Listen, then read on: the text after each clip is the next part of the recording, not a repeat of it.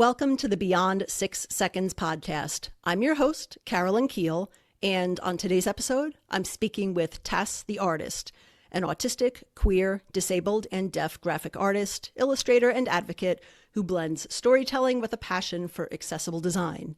Tas supports fellow members of their community through vocational coaching, developing adaptive curriculum materials, and advocating for workplace accessibility. Whether they are creating a surrealist horror piece or working in advocacy, Tas brings a thoughtful, inclusive, and innovative approach to every aspect of their professional life. Tas, welcome to the podcast. Hi, thanks so much for having me. I'm really looking forward to talking with you. You have so many interesting things that you're working on and a very interesting story. So I guess starting from the beginning, how did you discover that you're autistic? So that is a question that I actually love answering. I think for the generation I grew up in, I think this happened to a lot of us in the autistic community, where you're like labeled as that weird kid that like does strange things, that doesn't listen, doesn't follow any of the rules, how it's supposed to be, like sit still, stop doing that. Why are you doing that? And so that was really a lot of what my childhood encompassed as far as like autistic traits presenting themselves and being squashed down. I had the fortunate yet unfortunate discovery of finding my childhood medical records. And I went through them, and turns out my mother was doctor hopping as a way to avoid an official autism diagnosis when I was a kid, Wow. which I was not aware of that until I found just like the stacks of all of these old paper records.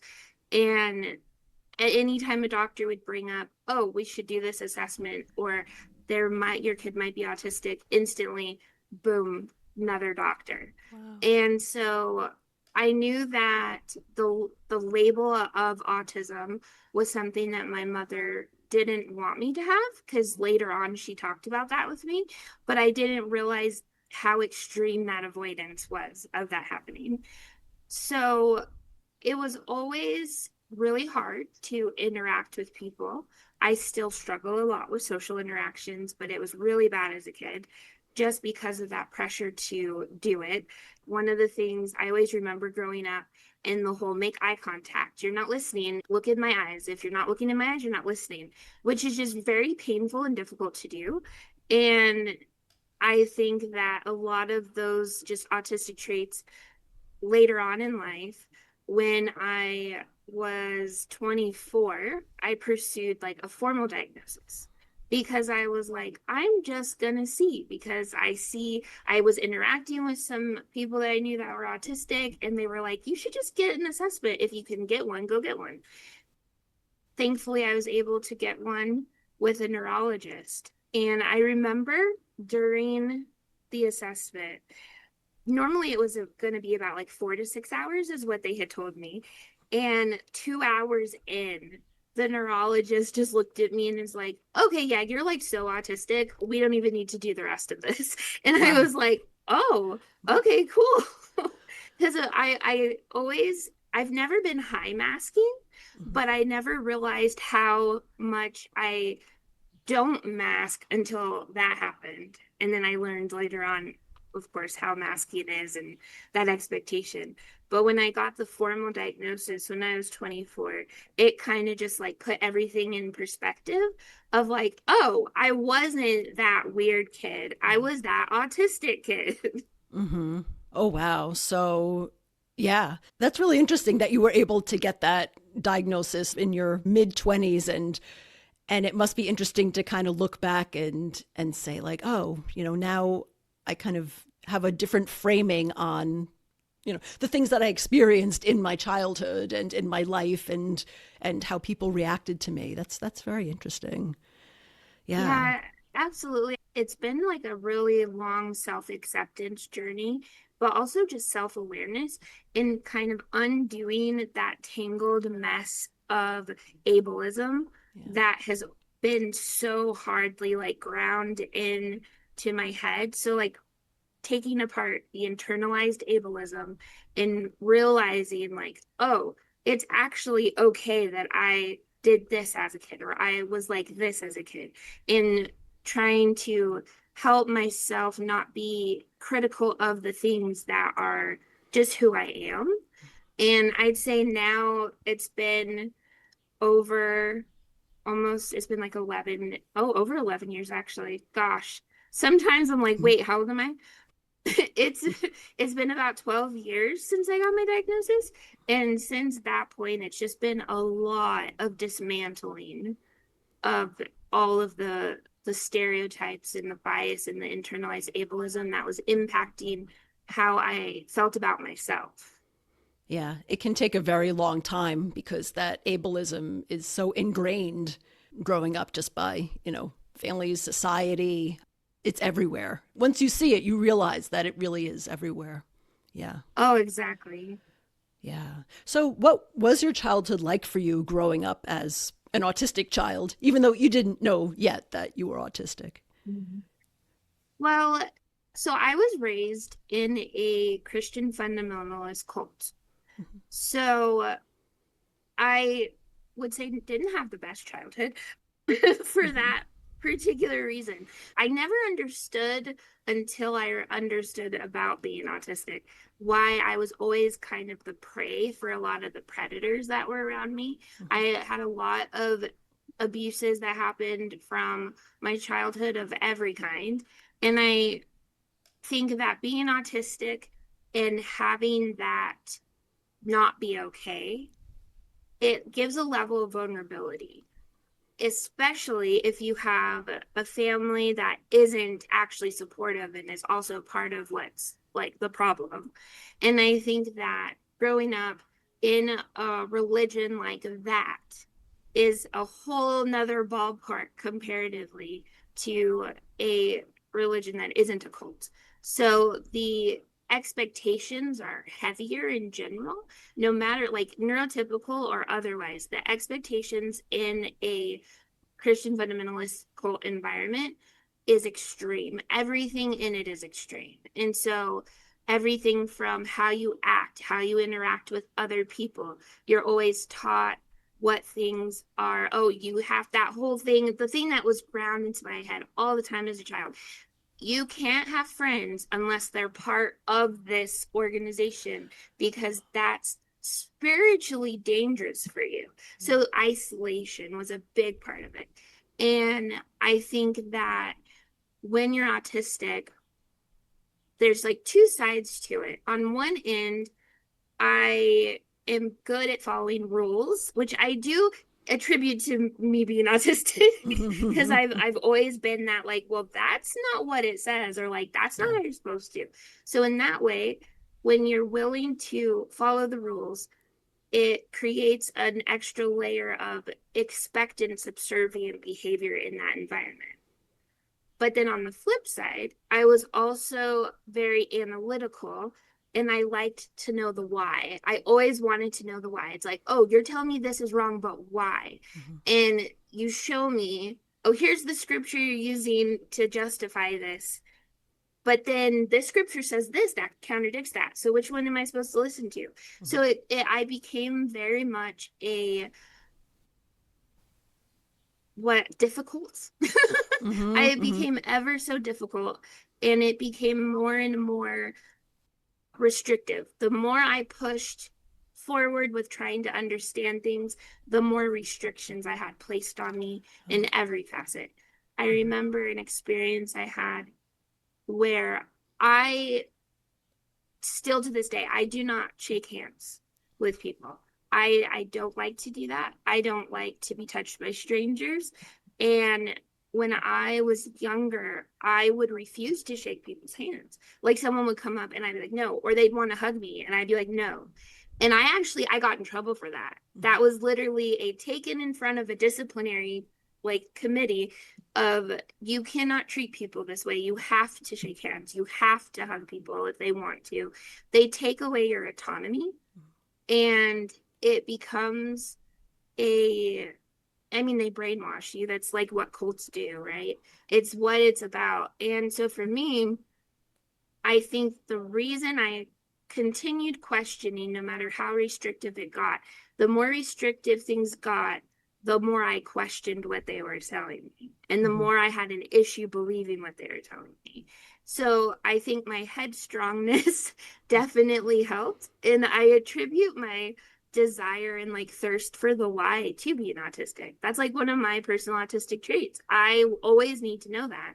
And I think in a way that definitely helped me once I left as an adult to deprogram myself over time. You know, when you grow up in that environment, when you're taught, like I was taught at the age of 4 how to withstand torture, because they teach you that religious persecution is going to happen and they're going to torture you. And they teach you how to recite your social security number. They teach you what to say, how to say it. And my mother was like a whole nother level. My mother was extreme even within the cult. Wow. It was another level there. And I mean, she would say, okay, you're going to go in the back room. I'm going to be out here and I'm be screaming for help. And it's going to sound like I'm dying, but you can't come out. Oh. And so she would for like an hour just be screaming, banging things around while I have to sit in a closet and I'm not supposed to come out. Wow. Because of just like, it's all just complete and utter. It's just terrible. And so I think that being autistic made me more vulnerable, but also made me more defiant. And I left when I was 23. So it's been a bit. I'm 36 now. And I was just telling my spouse this week, even though I have worked through and deprogrammed a lot of aspects of it, when something stressful happens, the first thought that pops into my head is, oh, there's probably a demon that has possessed something. Oh, I need to pray. And then I'm like, wait a minute, no, I don't. What am I doing? Like, and even now at 36, after being out for over a decade, I still have that initial thought. But the difference is I'm aware I'm doing that. And I'm like, no. Wow. So you have that conscious override that of the sort of initial feelings that you have. Wow. Absolutely. Well, I know that it is a conscious override, and in Christian fundamentalist cults, when you get out, it's very common when you're raised in it to go on a fully destructive path. There have been people that I grew up with, and 90% are dead already. Wow. Whether it's drugs, whether it's unaliving, like whatever that looks like. And so I think that when you have a different neurotype, in a way, I really do think that being autistic is why I was able to not be one of them. And I was actually able to get out and actually be alive still. Wow. And if you don't mind me asking, how did you get out? So I left home at 17. I just picked up and left. I left everything. And after that, I didn't ever go back home. And I think that started the transition out. When I was 23, I literally had a circumstance happen where I was just like, oh no, I am not going through this again. That's been like my whole childhood. I'm like, I'm not doing this again. And I think a lot of that comes with like realizing my queerness and realizing like, you're trying to teach me this is wrong. It is not. This is who I am. And I've always been very headstrong and defiant. I respect authority, but if you can't give me the why and you're just trying to push something on me that it's not right, it's not fair, there's no equity in it, then I will instantly, I'm not doing it. So a lot of that pushed me out, and then I never went back. Wow. Yeah, that's got to be so difficult to really leave everything you've ever known and deprogram yourself. So yeah, that's really incredible. Wow. And also something that's been part of you for your whole life has been your passion for art. And that's something that you're continuing to use now as a big part of your career and a big part of your passions. So how did you first discover your passion for art? So I have always been one of those kids that love to create things. I loved the sensory aspect of, I really love watercolor paints and like the feeling of like acrylic paints and like finger painting and creating things.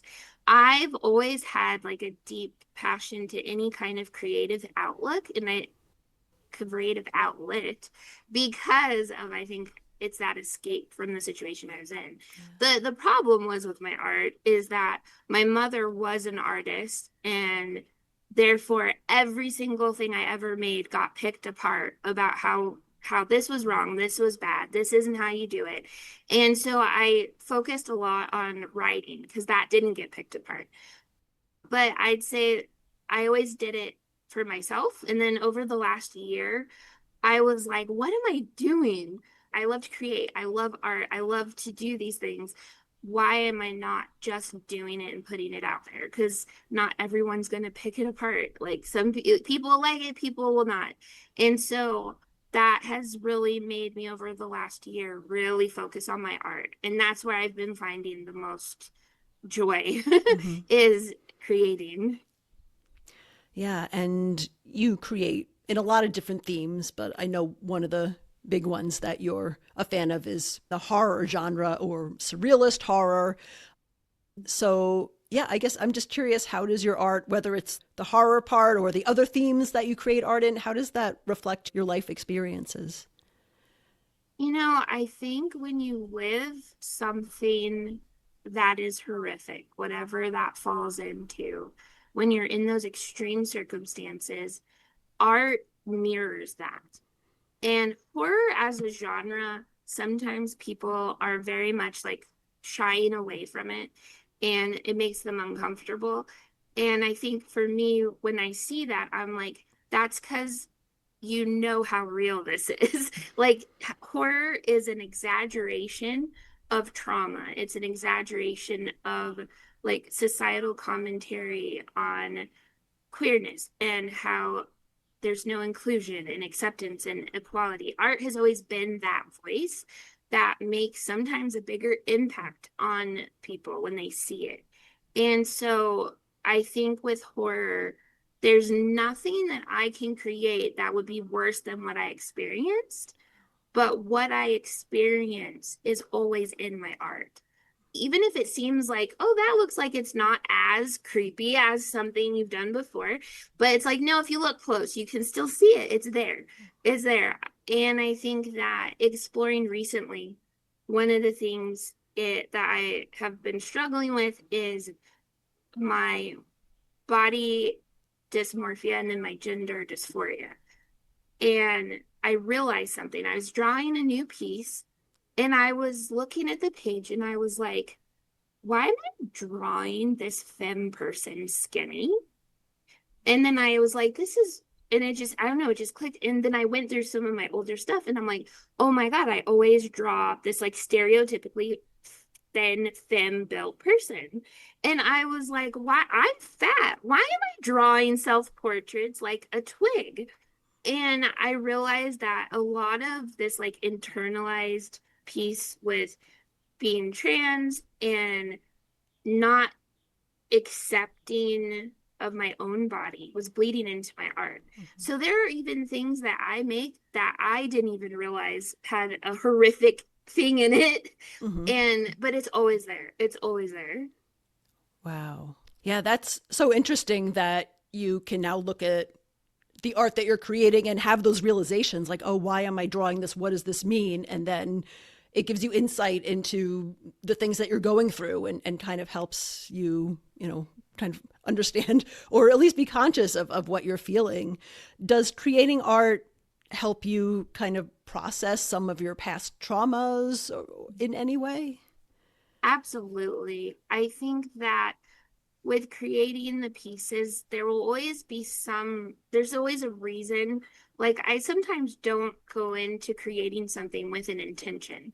I just let it go where it goes. And then I see as it gets formed, I'm like, oh, I know where this is coming from. Being raised, my dad is Black and my mom was white, but my dad wasn't in the picture. So I was primarily raised by my mother. and she whitewashed everything. So I missed out on a really important part of my culture. And exploring that through art helps me connect with it more. I've done a lot of genealogy research coupled with art. And I had found that my great great grandmother had been enslaved. And I found out where they're from in Arkansas. And originally, my ancestors were from Ghana. And so, exploring that through my art and that kind of disconnect that I feel between what should be my culture, but I didn't have the opportunity to learn it when I was growing up. So, learning that now definitely really goes into my art a lot. Wow. Yeah, I could see how it helps you explore different themes that really you couldn't verbalize or necessarily talk about with your family or other people, but it does kind of help make that connection more tangible by creating something and making those ties. Oh, absolutely. Yeah. And you're also a deaf person. Does that part of your identity also come out through your art? Yeah, so that's been a journey in itself. I found out in 2023 that I had Meniere's disease. Wow. And so I lost my hearing on this side. So I can't hear on the side at all. And it's been progressively getting worse through the years. I so far still have this side. So far, Mhm. that could change. So you still have your left side hearing at this Yeah, point. yeah. And I think the way that it comes out in my art is more learning what it's like to traverse this new disability plane. I have disabilities and I have various types, but not this one. And I haven't dealt with that myself. So realizing how navigating life has now become even harder than it already was because access to communication has then gone down for me. Hearing aids aren't covered with insurance. And so I did try to get some over the counter hearing aids, but then I got tons of ear infections. So navigating that. So I just let it happen. I'm like, nope, no hearing aid. So I know I don't wear them. I have them, I don't wear them. And realizing just how people view deafness.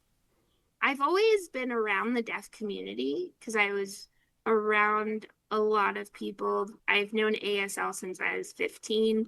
So like I've been around the deaf community a lot, but I've never been a part of the deaf community. And one of the things that I learned really quickly is even within the deaf community, I won't find any type of connection because I'm older deaf. I'm like, because you have cultural deaf, so like big D deaf, little D deaf. So Mm-hmm. like there's deaf and then there's deaf. And so I'm on this end of it. So it's very hard, especially being autistic, to try to navigate a brand new social framework that is complicated and it just adds a layer of barrier. Well, it adds a barrier, significant barrier for me when it comes to having community.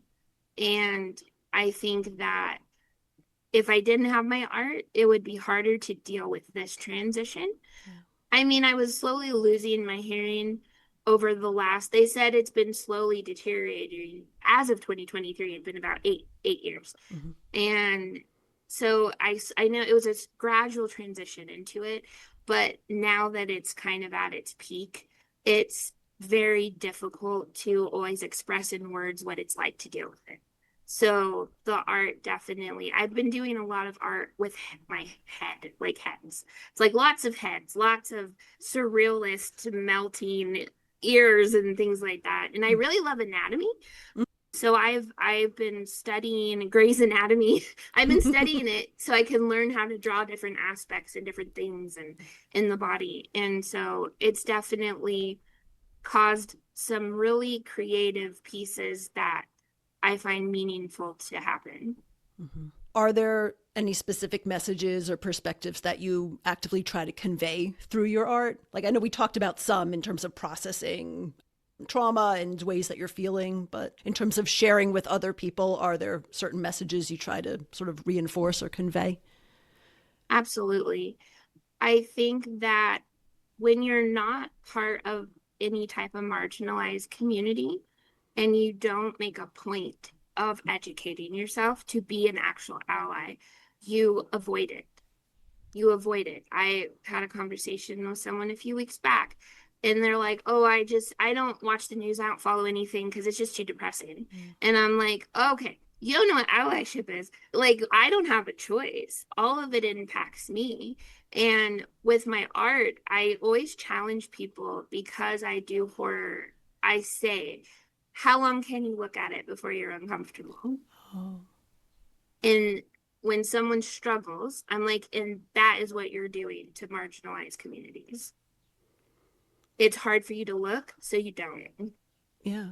And you have the privilege of not having to look. Like you can Mhm. turn the news off and you'll probably be fine, you know. Exactly. It's like you can ignore it. And people have a hard time realizing the privilege they have Yeah. because it requires people to admit that they have this ignorance that they shouldn't have because information is accessible. In like Mm-hmm. the disability community, we're very vocal about it, but people, if you have the privilege to look away, then look. And if you can't look, then fix yourself because there's a problem. Yeah. I saw a quote recently and I don't remember who said it. If I can find it, I'll add it in later, but it was something like art should comfort the disturbed and disturb the comfortable. I'm like, yeah, and it really should challenge your viewpoint if you're looking at art that's on a topic or an experience that you are not familiar with yourself. It can be a great way of kind of educating yourself and working on your allyship and confronting your biases and feelings about things. Oh, absolutely. I couldn't agree more. When someone looks at something I've created and they say, like, oh, I get it. Mm-hmm. I'm like, okay, that's my community. And then when someone looks at it and is oh, like, oh, why did you make that? I'm like, and you're not part of my community. Got Mm-hmm. it. Yeah, because I think there might be some stereotypes about people who write horror. They might think of like people creating horror for shock value, and that's the end point is like you just want to make people upset and you want to make people scared, and that's really all it's about. But really, it can go so much deeper than that and really have people, in a sense, confronting and connecting with their own fears and maybe for some people it's freeing in a way of processing it and for others it maybe expands your perspective. Exactly. The best horror makes you think. Yeah. 100%. Yeah. So most of your art now, I know you really specialize in horror. When you're working with clients, do you mainly focus on clients who are interested in sort of surrealist or horror related art, or do you explore other topics with that? So I wish I could just do horror. I wish I could, but I can't. It's like darn. Mm.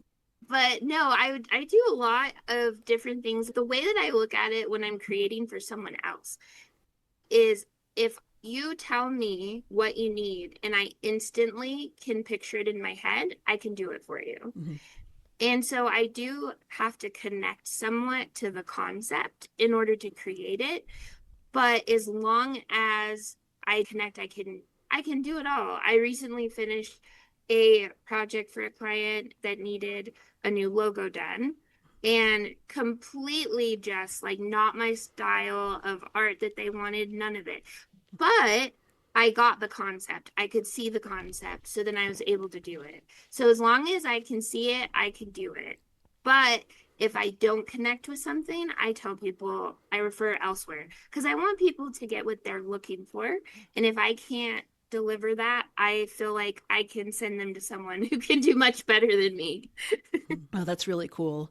And I know you've sent along some examples of your artwork. So if people are following my account on social media, you'll be able to see some examples of Tas's artwork and what they put together so you can kind of see their style. In addition to being an artist, you're also an advocate for inclusion and accessibility. So, yeah, tell me about what kind of advocacy you do. So I am very much involved in the accessibility spaces. Specifically, right now, I'm doing a lot of digital accessibility. And being an artist, I focus a lot around making art accessible. I think that a lot of times it's a piece that people miss because they either don't think about it or they think it's too hard. Like just something as simple as putting alt text or making sure that the color contrast is correct. And there's a lot of things that you can do that take 2 seconds. And so I focus a lot around educating people on that, as well as the cognitive accessibility. So, being autistic, I have a delay with my cognitive processing. And so I like to help people design like their documents, like have a simplified version, have various formats that you can offer someone if they need information, because cognitive accessibility sometimes gets forgotten a lot. And I really work hard to show what people can do to make things neurodivergent friendly. Mm-hmm. Accessibility is something that I think sometimes gets simplified as, physical accessibility, like for buildings, like wheelchair ramps and elevators. But it's really interesting to think about it in terms of art. Alt text and image descriptions are incredibly helpful. But yeah, just trying to make art accessible for people with disabilities and just people who bring different experiences and perceptions to it. It's important. Very much so. And like for me personally, I do more digital work than traditional art. But one of the things that I love to see people that do traditional art is making tactile pieces. Oh, nice. It's so amazing. And it's a sensory piece, it's a accessibility piece for low vision and if you're blind, but it's also part of that, like being accessible to the neurodivergent population, because some of the sensory processing disorders make visuals hard to understand what you're looking at. So if you can feel it, you sometimes are able to understand it more. So making art accessible is not as difficult as people think it is. And you don't have to sacrifice the art to be accessible. You just have to format it in a way that everyone can enjoy it, but look at it from that perspective is I want everyone. It's that equality and inclusion. I want everyone. I don't want to exclude anyone from this experience. And I think that's the mindset that people have to have going into it. Oh, yeah. That's really interesting to think about the tactile experience and just how to engage all different senses when you're putting together art. And yeah, I guess it's easier in the physical world than the digital world, but there's ways to do it digitally too, even if you're thinking about your color contrast or descriptions and things like that. That's really cool.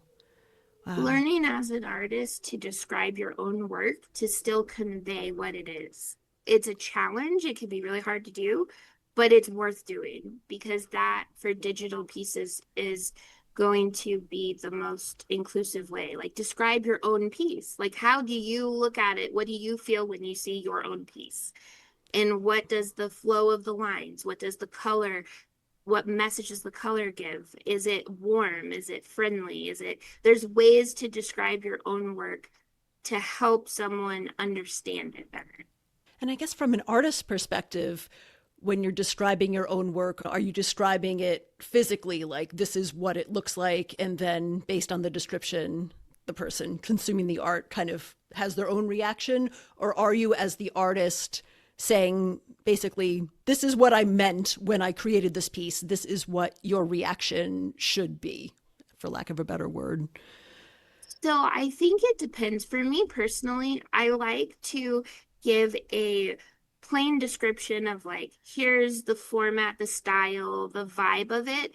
But I do like to include more specifics. I like to use words like one of my favorite words, I don't know why, is wispy. I love describing lines as like wispy lines against like this turquoise like ocean view of et cetera, et cetera. I don't do landscape, but if I did, I would do it like that. Yeah. And I think that it's not so much about conveying what you want people to feel. It's more about giving people enough information to determine it for themselves. So even if you as the artist are giving like a backstory, that's very different from like describing the technical applications of what you made and then relating it to real world things so people can get a connection there. Some of the art, I love abstract art, but when it's just like a white canvas with like a dot in the middle, nothing else. What do you want me to know? Like, what do you want me to feel? What is the point? And so having the description though and making it convey intention can then help me understand how I'm viewing it. And I think that's helpful even for people who don't have disabilities to make art more accessible in that way, not just accessible to people with disabilities, but more accessible to the masses who haven't spent like years studying art history. In school, when I used to take like music appreciation classes, I always loved, you hear the piece, but you may not really understand what the composer was getting at. And then you kind of get the breakdown of like, oh no, this is why this crescendo happens here. This is why these harmonies are constructed in that way. I'm like, oh, I appreciate it. And I understand so much more now that it's been explained to me. So I imagine it's similar for visual art too. Exactly. You explore a lot of issues in your art. A lot of your identity is expressed through your art. And we're recording this in mid 2025 in the United States. And the current political and social climate is incredibly challenging for many, many people, including people of identities that are traditionally marginalized in the society, of which you hold many of those identities. And I would love to just hear about how you've been experiencing things lately as someone who's autistic, queer, disabled, and deaf, and a person of color as well. It's hard.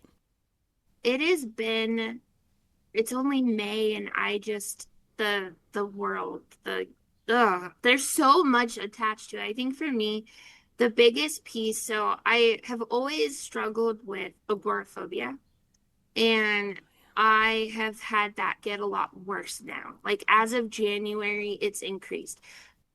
And I was already struggling with it, but then it amplified it a lot for me. And as of the recording of this podcast, I have not left my house for 9 months, Wow. which got, as of January, made it extend longer because I was working really hard trying to work with some therapy and to be able to, and then that everything that started happening, it didn't happen. So I haven't left my house. It's a achievement if I'm able to like go on my front porch. Then that's like a big deal for me. I think that the fear level from a leaving the house standpoint. So I've always experienced a lot of negative things interacting in the community that I'm in.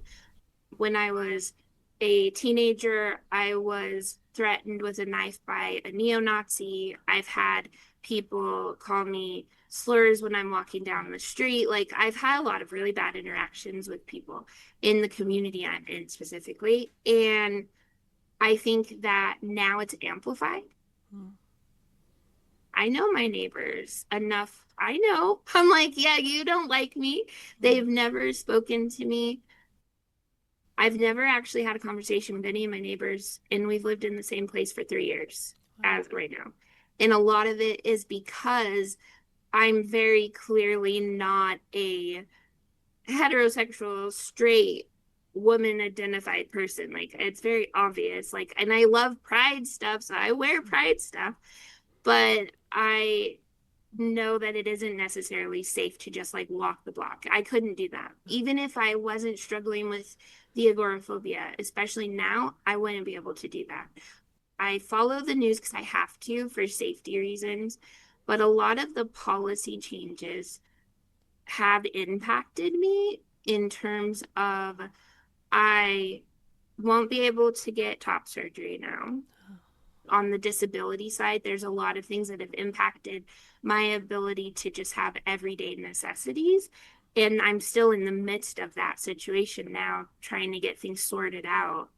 And I think that one of the things I'm working really hard not to do, despite everything going on, is to become so full of negativity that it paralyzes me Yeah. because having hope is hard for me on a good day. And now I'm like, okay, having hope is difficult as is, but now and I don't have much of it. I don't at all. I think that in my lifetime, all of the things that have been going on, some of the things that have just happened in like a slow progression leading up to here. It's not just 2025. It's just been slowly coming to this point for a while now. And I think I will not see the resolution in my lifetime. I already know. The resolution of having the inclusion and the equality and having autistic people be okay and not have the let's get rid of autistic people, that whole situation will not ever resolve in my lifetime. And I know that.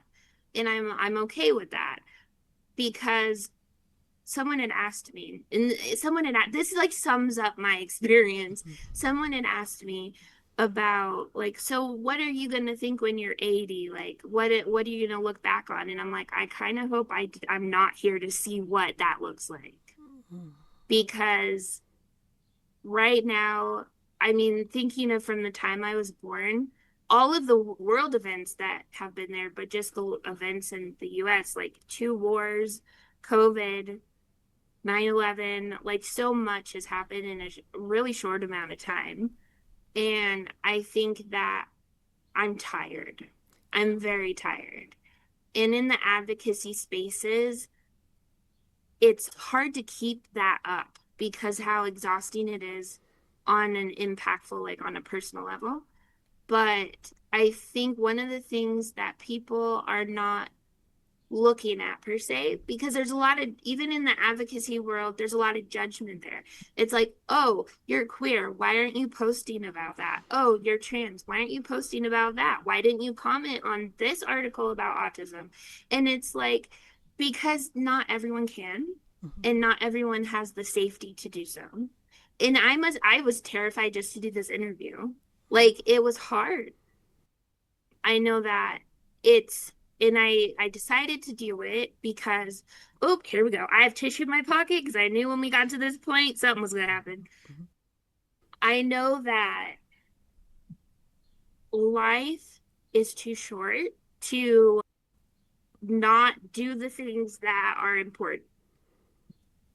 Speaking up on things that need to change and showing that there everyone in my community is in a similar circumstance right now, no matter which intersection it is, whether you're disabled, whether you're trans, it's all happening to marginalized populations. And I think that it is important if you can speak up. But if you can't, that's okay. Because you have to be safe. You have to keep your mental health and your own wellness first. Because the reality is, these aren't things that are going to be solved in a year or 10 years. These things have perpetually been going on for hundreds of years. So if you can't do it, it's okay. You can't. Let yourself have what you need and don't worry about everything else because you have to advocate for yourself first. And I think that I hope the next generations, I hope Gen Alpha, maybe, I don't know about Gen Z. No, I'm joking. I'm joking. Like, I think that those are the two generations that are going as it is, how it works in history. You have to deal with the mistakes that everyone else has made in a society that is built around a need for conformity and pushing away difference. So those are the generations that are going to have to change that. And all you can do and all I can do is what you can in the moment because the present's all we have. That is all we have. There's a lot of uncertainty in general, but living in the future doesn't get you anywhere. Living in the past doesn't get you anywhere. So in the everyday, what do you need first before you're putting yourself out there for your community? Because if you don't take care of yourself, you can't help anybody. Mm-hmm. Yeah, that's an important point, and so many really important points you brought up just now. One is it's a really difficult time. As you said, it's not going to be fixed like anytime in the near future. I'd love to be optimistic, but as you've said, this has been happening slowly for a very, very long time. And I think depending on who you are and what your experiences are in society, you may just be realizing it in the past year or a couple of years. But really, it's, as you said, it's been going on for decades, even hundreds of years. It's all built on previous generations and previous structures in society. And that's how we got to where we are now, especially as, if you are someone who's in a community that is marginalized or blatantly under attack right now by our current administration, it is important to just prioritize your own safety, your own wellness, even find your own joy where you can. Like, it's so hard to say that, or at a very minimum, just try not to give up. It is so hard to keep pushing through and not just say like, oh, it's never going to get better. And you're right about the online spaces. There is so much of that pressure to be like, I need to be posting about this. If someone doesn't post or comment on that, then they're not paying attention. People get into squabbles about kind of silly things when really we should just be like focused on challenging what's going on now. But yeah. And Tess, I'm really grateful that you decided to do this interview because I really enjoy talking with you, and your experiences are just so incredibly important. And I'm really just amazed at your story and like all the things that you've gone through your childhood and building and discovering your own talents and careers and all of these things. I feel like your messages are just so important for people to hear. I know you don't spend a lot of time online, which these days I think is a good idea. I know I have more and more friends who are not online as much, and it seems to help them in a lot of ways. I really appreciate you spending time with me and sharing your story with my listeners because it's just so important. And I always really love talking with you. Thank you for having me. I'm glad to be here, and thank you for doing these interviews and highlighting voices of so many communities that need to speak. And that's huge that you use your platform for that. So thank you for doing this. Thank you. I appreciate that. Yeah. So, yeah, Taz, what is the best way for people to get in touch with you about your artwork if they want to see it, if they want to work with you? How can they get in touch with you? So you can go to my website, tastheartist.com.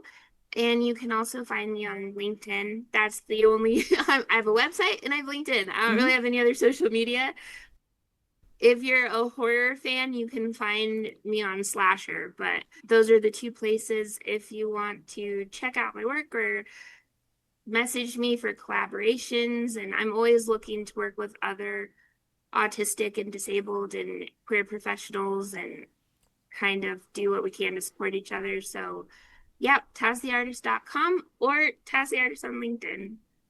Okay, very cool. And, as we close out, is there anything else that you'd like our listeners to know or anything that they can help or support you with? I think I would just, here I go, end on one thing, if I can do it. Mm-hmm. I just want people to know, like, I see you. And I know it's hard and horrible right now. But you're not alone. So just remember, people do see you. People do have empathy. People understand. And you're not alone. That would probably be what I'd want to say. Thank you. Thank you for reminding people of that, because I think a lot of people really do feel alone, especially right now. And yeah, it's really important to be reminded that you're not alone. You do have a whole community of people who care and are going through, similar or related struggles. So yeah, I guess we all just have to find our communities and our connections wherever we can. And it's important. So thank you. Yeah, thank you again, Tess. I really appreciate you being on my show. So thank you so much for being here today.